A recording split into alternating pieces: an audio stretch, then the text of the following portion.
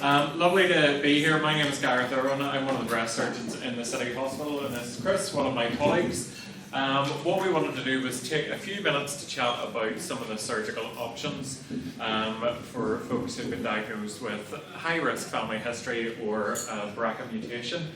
One of the things, it's nice to have Jenny's family here. I was planning to be a colorectal surgeon and then was going to do some research. And Jenny was the person who grabbed me and said, I will get you through your PhD, and that was the thing that sucked me into the world of breast cancer research and so on. So lovely to have you guys here today.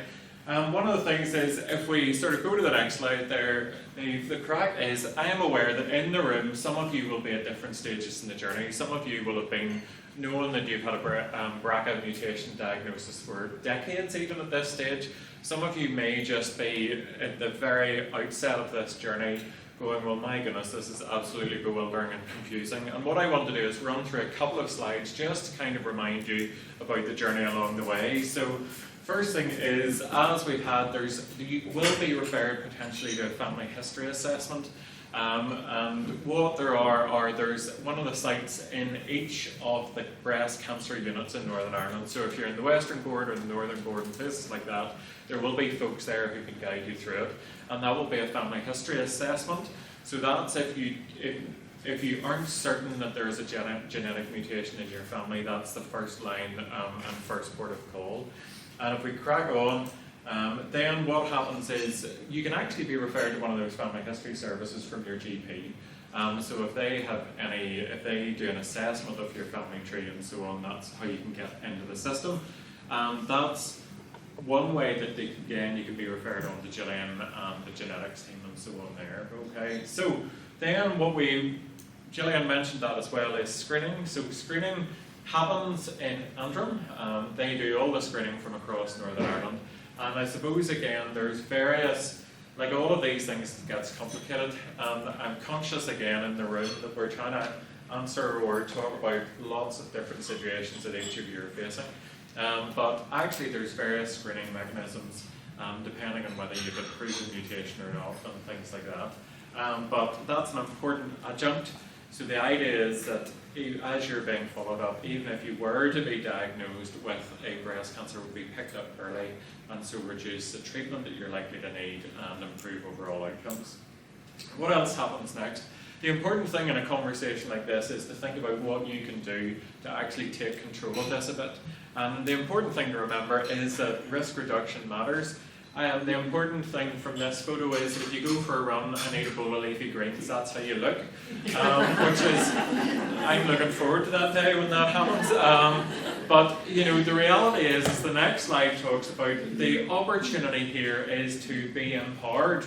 And actually you can control things, so you can chat about exposure to external estrogens, you can chat about whether you should breastfeed or not.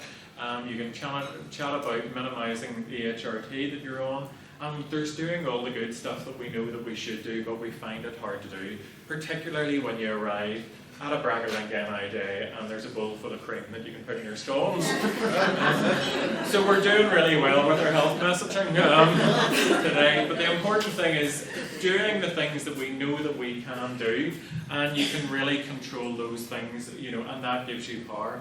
Then, one of the things that we're here to talk about is risk reduction surgery. And again, the difficulty is we are giving you a very brief snapshot of what's going on. But the reality is each of you will be in an entirely unique situation. So, how old you are, what stage you are with your family, how fit and healthy you are, what your bra size is, all of those kind of things, what your BMI is, all of those kind of things impact on the surgical options.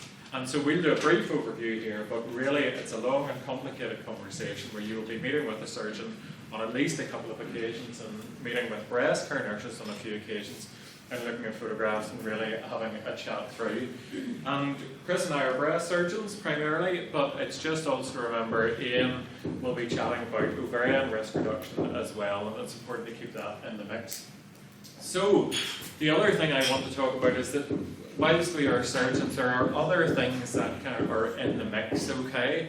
And that's things like, if we were talking earlier with the patient story about having an actual cancer diagnosis and then working through all of that. So if it is a cancer diagnosis, risk reduction strategies take a slightly back seat whilst we deal with the cancer that's there. Thinking about surgery, thinking about radiotherapy, hormone tablets or chemotherapy or whatever else is required.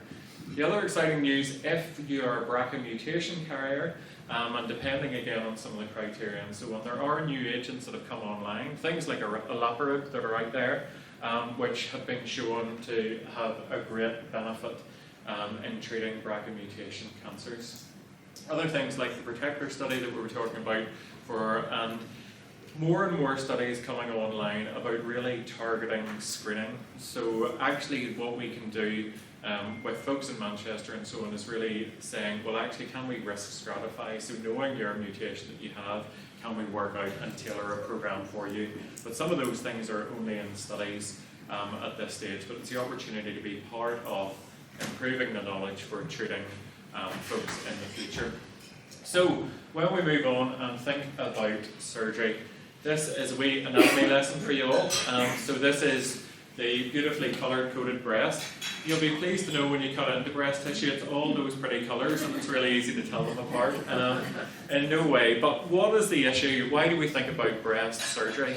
And the thing is, if you're a BRCA1 mutation carrier, we know that depending on the mutation, your risk of developing a breast cancer is somewhere in the region of 80 to 90%. It kind of depends which group you're looking at, that's why the percentages are a wee bit vague, but that's the kind of thing. The risk of developing a breast cancer in Northern Ireland sits at about 12%. And the idea of risk reduction surgery is to reduce all the breast tissue we can to the naked eye, so that your risk of developing a breast cancer falls down to somewhere in the region of sort of 5 to 6%, okay? One of the options and one of the questions we're always talking about is whether we should keep the nipple or not. That does increase your risk of a cancer by a wee smidgen, so maybe up to 6 to 7%, but again, your overall risk is less than half the general population in Northern Ireland. So risk reduction surgery, whilst it never brings it down to zero, does bring it down by a pretty significant amount. And the question then is, what do we do after we've done a mastectomy? And there are lots of options, and again, we're going to chat just about a couple of them. But one option to always consider is that some folks sort of report years back that they felt that they were pressurized into a reconstruction. And again, a good chat about the options are that we can take the breast tissue away and you don't have to have a reconstruction. And there's a brilliant group called Flat Friends who you tend to see doing sort of photo shoots in the sun and places like that, celebrating their sort of mastectomy scars with tattoos and all of those kind of things. And they're a brilliant group who've really sort of embraced the fact that they haven't had to have reconstruction and thinking through sort of how to be body positive about that. But so lots of options and lots of conversations as to what is best for you.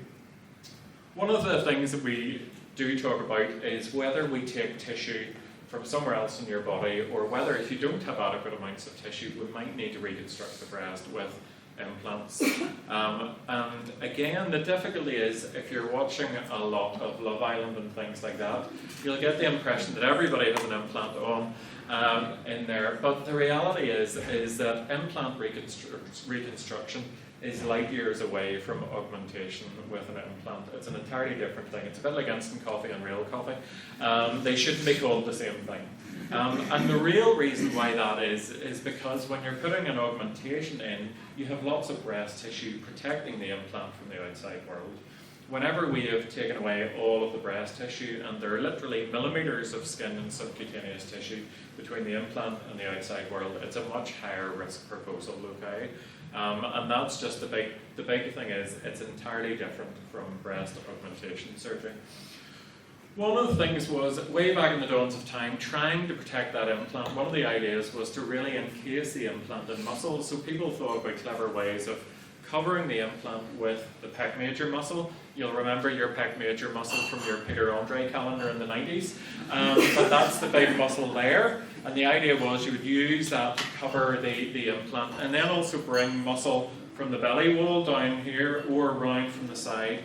And the idea was that would encase the implant. Great news was that was good for protecting the implant, but not great for cosmetic results or muscular function. And so when we go on to the next slide, you'll see some of the idea of when you have a staged tissue expander popped in under muscle, it can be a wee bit higher up. and then you can see the movement and so on with the muscle. And I suppose the idea is we're trying to get close to an approximation of our breast as quickly as possible. And so one of the big ideas that's happened really over the last sort of 5 to 10 years is thinking about putting the implant in front of the muscle rather than under the muscle. We'll pop the next slide up there, Neve.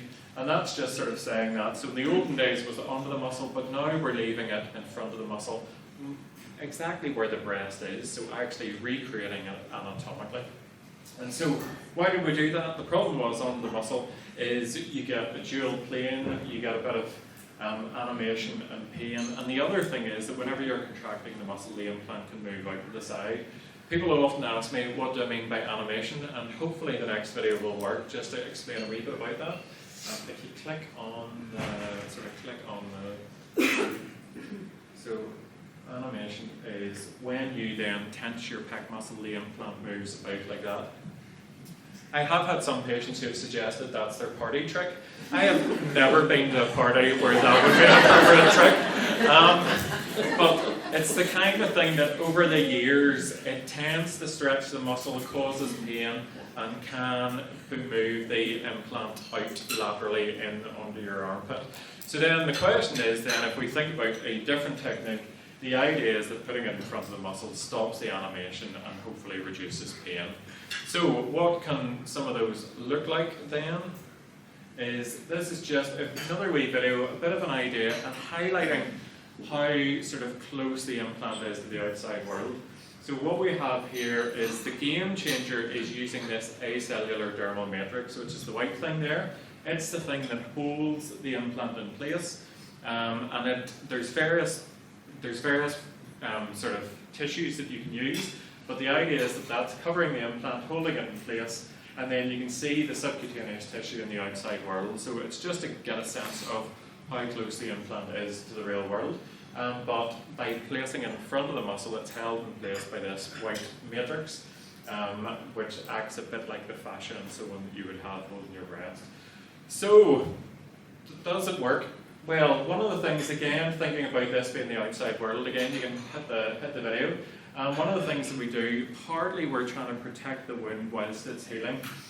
So some of the things that we would do, and Nick works in the Ulsters at the back there, we both worked in Manchester where we were indoctrinated in using these negative pressure wound dressings, but the whole idea is that for the first week or two, it gives us support to the wound to try and help it heal. So it improves blood supply, reduces sort of movement in the wound, and also stops you or an enthusiastic district nurse poking at the wound because they're excited to see how it looks in the first few weeks. So that's generally most of our folks would be using these special negative pressure wound dressings. So what can they look like? Some of the results are a bit like this. So this is a BRCA mutation carrier. Then we can see the pre-op pictures, and then this is IMF incisions where she's kept her nipple, and then that is the reconstruction that we were able to get. If we keep moving on, one of the things is I never like to show pretty pictures without showing you some disasters as well, okay? Because the reality is Chris and I and all the various surgeons who will be doing this across Northern Ireland have generally very good results, but the reality is for various reasons sometimes disasters happen. As I say to my patients, that will involve you and me crying when this happens as we try and deal with it. But it's just to say that anybody can show you brilliant pictures, but then it's all about managing them.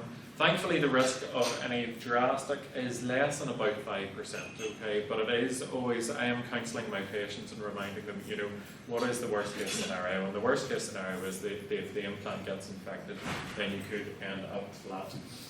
On we go. One of the things is that this operation is used quite often in very slender folks. So as Chris will be talking about trying to get tissue from elsewhere, sometimes if you're very slender, you won't have a lot of tissue elsewhere. And one of the issues is implant visibility. Again, this goes back to the Love Island idea, is that if you're putting an implant in under breast tissue, you can hide it relatively easily. When we only have millimeters of skin, then it can be more visible. And one of the side effects we've noticed is that you can get a bit of a step with the implant up here. And one of the options is then to think about using lipofilling to sort of even that out a bit and improve the flaps up there. So I suppose this is sort of one of the newer techniques, and this is one of the things that we're then thinking about with the options of revising that. There we go. And so that's the idea of the lipomodeling. You can see the rippling of the implant in a slender lady on the left-hand side, her left-hand breast, and then when we do lipofilling, it's actually improved that and so on. But again, that's all partly to ensure that we've done a good mastectomy in the first place. Autologous, I hand over to Chris. Hi, good morning. Thanks for inviting me back to talk. Must be doing something right. So, autologous reconstruction, fancy words for comes from self. Okay. Autologous reconstruction, essentially fancy words for comes from self. So, something about me, I think.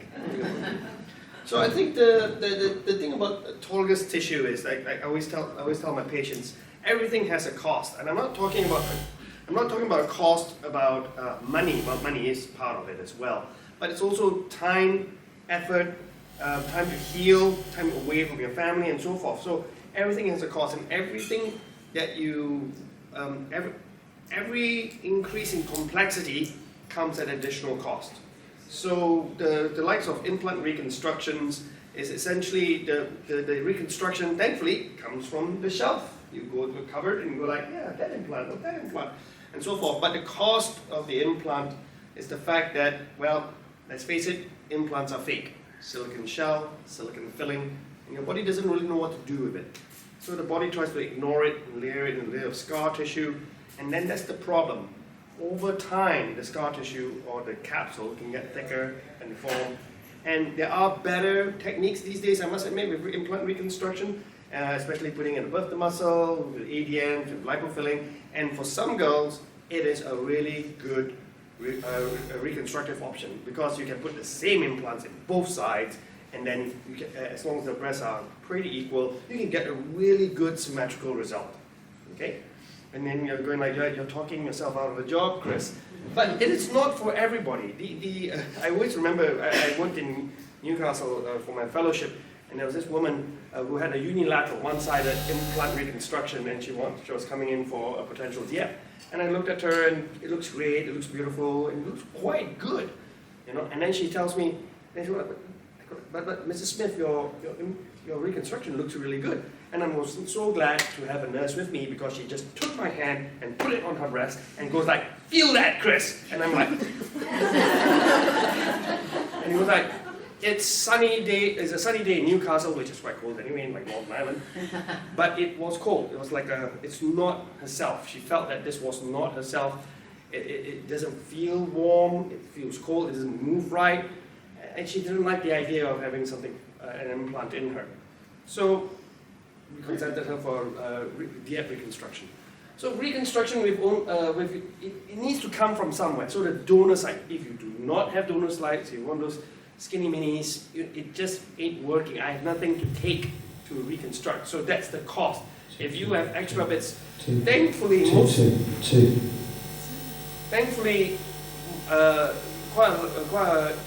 most women who are actually within the age of who actually develop breast cancer are usually in their 40s, 50s, 60s, and most women, on average, I know I'm generalizing a lot here, you have had children, and then they develop a bit of mummy tummy, and essentially the most common autologous reconstruction is essentially a tummy tuck. So in which we do the tummy tuck, which is a bit more than that, and then we use that tissue to recreate the breast. But again, you need the tummy for us to do it. So it depends on the size of the breast and so forth. There's a lot of steps, and there's a lot of the physiological and physical cost to you can be quite high, and you need to think about taking time off, especially and healing, and what happens afterwards. And there's additional scarring. Don't forget, the tummy tuck's not for free. You've got a big scar in the panty line, and so forth. And but the great thing about tissue reconstruction, especially a free flap tissue reconstruction, is the fact that it lasts a lifetime. It is yours. It is your own tissue. It will grow old with you, it will gain weight with you, it will lose weight with you, It feels warm. It is literally part of you. I'm quite glad to say that some of the women who had done free flap autologous reconstructions, we don't ever see them again because they're off living their lives, which is great. But the problem, again, again, increasing complexity means that there's a higher chance of things going wrong. The biggest one, of course, is at the end of the day, the flap not working. So there's always a chance. The national number is about 3 to 4%. Thankfully, touch wood, myself and Ms. McGoldrick, who's the other plastic surgeon in the breast team in the city hospital, we're going to crest 100 flaps next Tuesday, and we've not lost one just yet. But there's always a chance of it losing, and especially for you girls who have the gene, you have to reconstruct both sides. If we only have to reconstruct one side, we always have a spare, yeah, like half belly and so forth. But for most girls who need bilateral reconstruction, you need to worry because both sides must work. Some girls don't have a tummy, and you can take tissue from other areas, but that's less common. The second most common area is the inner thigh. 1, 1, 2, 2. I think the problem about that is that the inner thigh doesn't have as much tissue, and again, you're limited by the size of tissue that you have. So then we have to talk about ancillary procedures such as fat grafting, just like. Thank you. Hello. Just like Mr. Irwin and Gareth just said, we can always top up or do any contour irregularities and so forth with fat grafting, and of course there's always a chat about whether do you reconstruct the nipple and a few other considerations. And let's go through the slides because there are a lot of pretty pictures, just like any other plastic surgery talk. So, like I said, the common procedures, I already talked about the free flap reconstruction or DIEP reconstruction, and that's usually from the tummy. The other more common one, but is now going out of favor, is the latissimus dorsi flap, which comes from the back. The problem about the back is that I notice most women in Northern Ireland and in the United Kingdom don't carry a lot of fat in their back. Some girls go, ooh, there's plenty. Not as much as you think in terms of volume, and it usually has to be augmented or made bigger with either more fat or an implant. Then you have almost the worst of both worlds, a big scar and an implant and wearable longevity. So the latissimus dorsi flap is starting to go out of favor.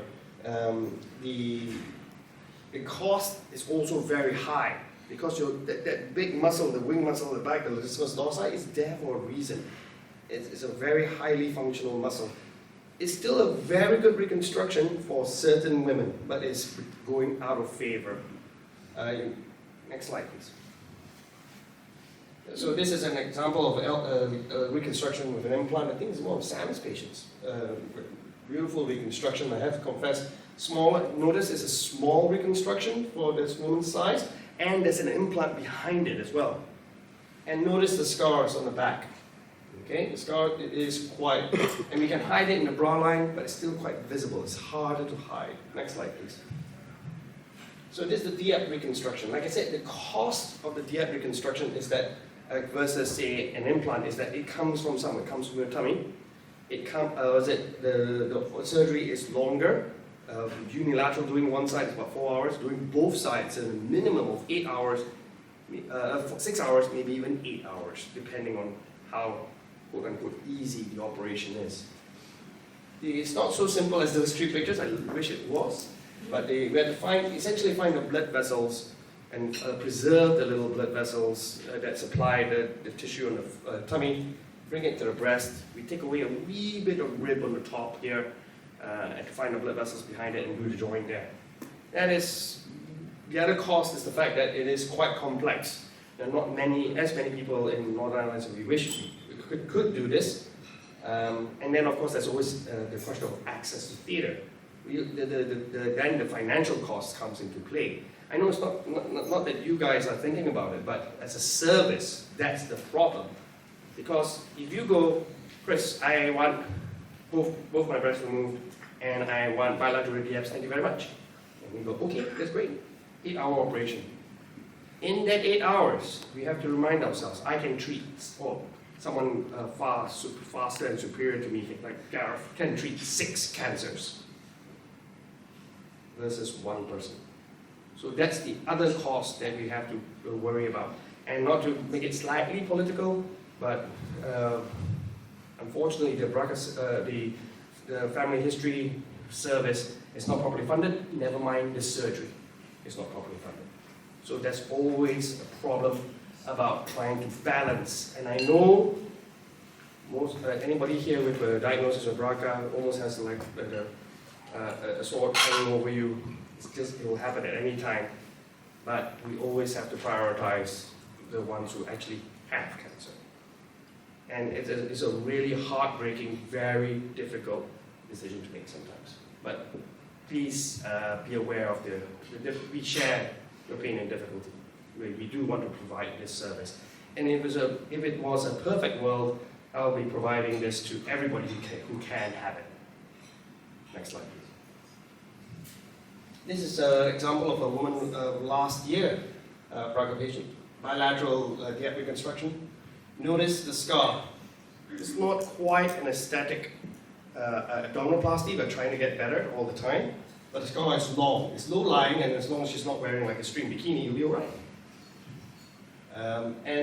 Notice the reconstruction. So she has a nipple sacrificing mastectomy.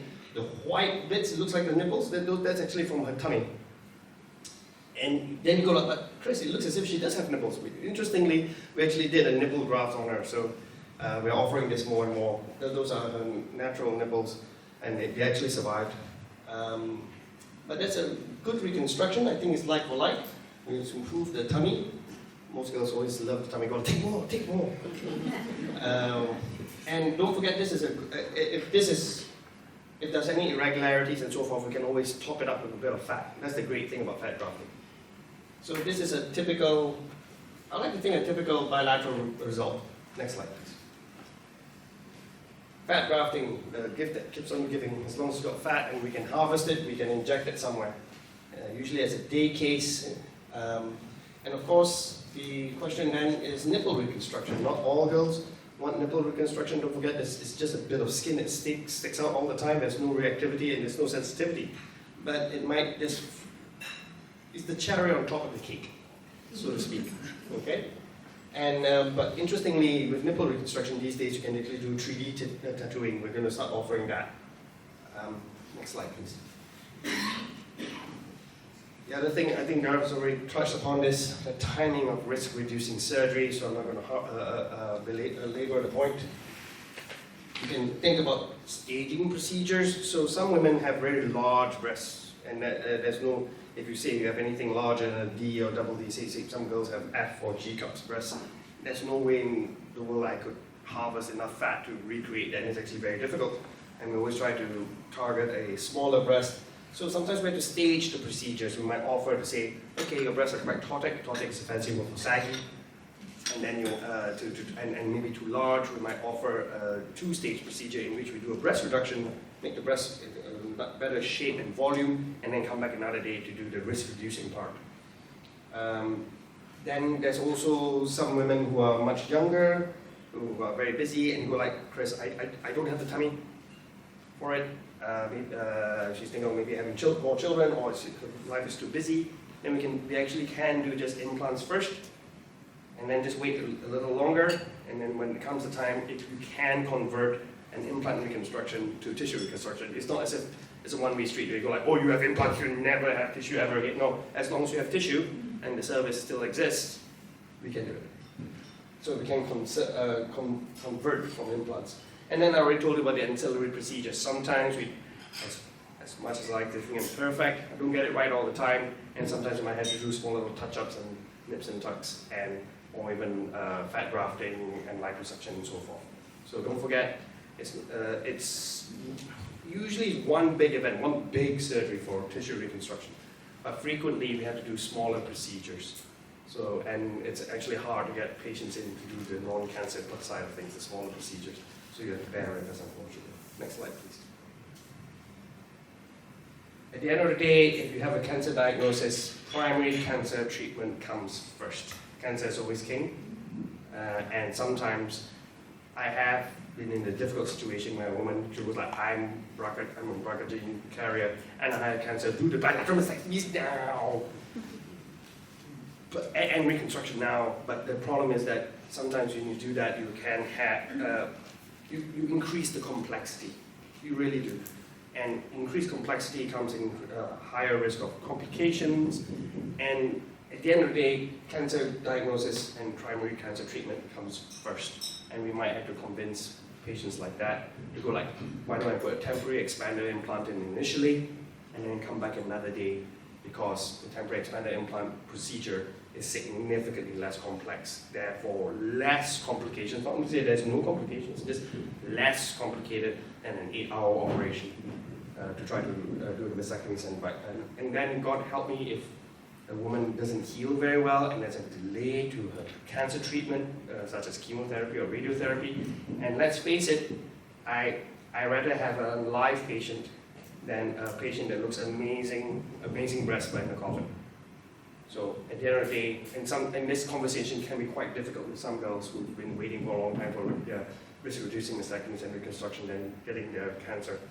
At the end of the day, my goal is your longevity first before your aesthetics.